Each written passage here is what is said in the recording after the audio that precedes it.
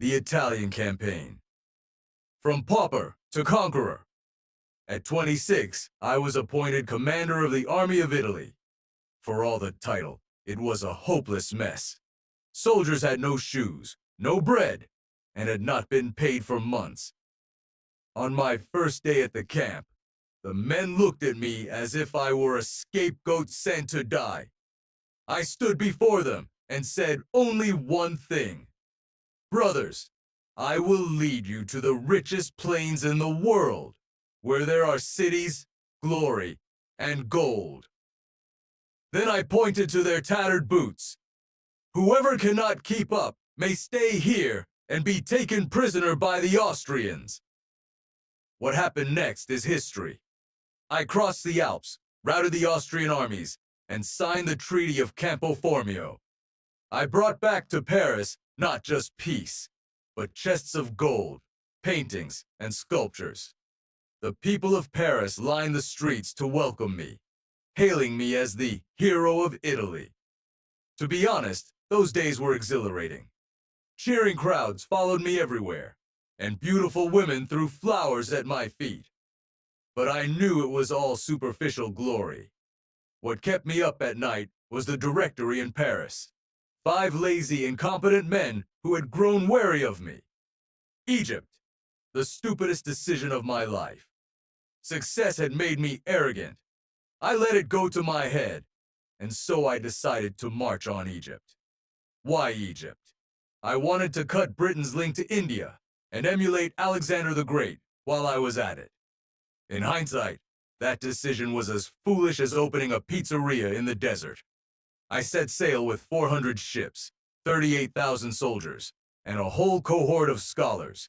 Yes, I brought an entire academy, because I genuinely thought we could do some archaeology on the side. What happened?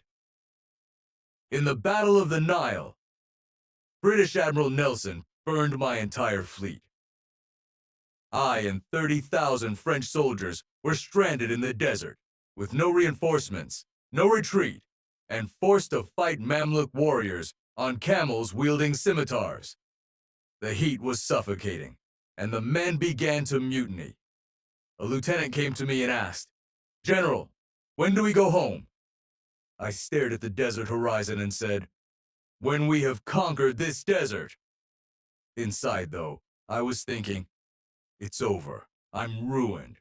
My reputation as Napoleon Bonaparte will die in this wretched sand. Thankfully, we stumbled upon the Rosetta Stone, the very artifact that later unlocked ancient Egyptian hieroglyphs. I pretended to be calm as I ordered it packed and shipped away, but inside I was screaming. I may have lost the war, but I wanted archaeology.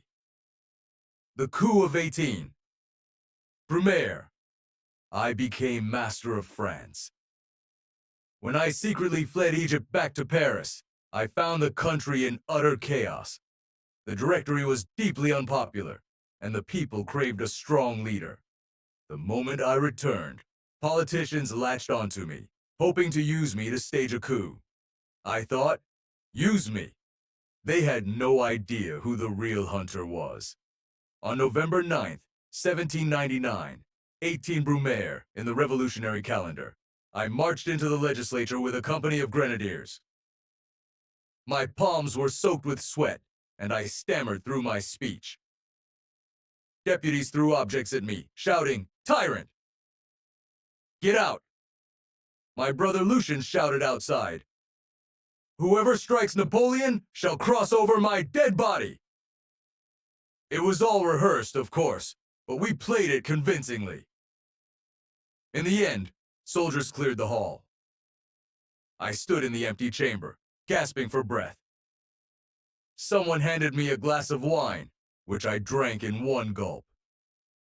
In that moment, I realized, from now on, France was mine. I was 30 years old,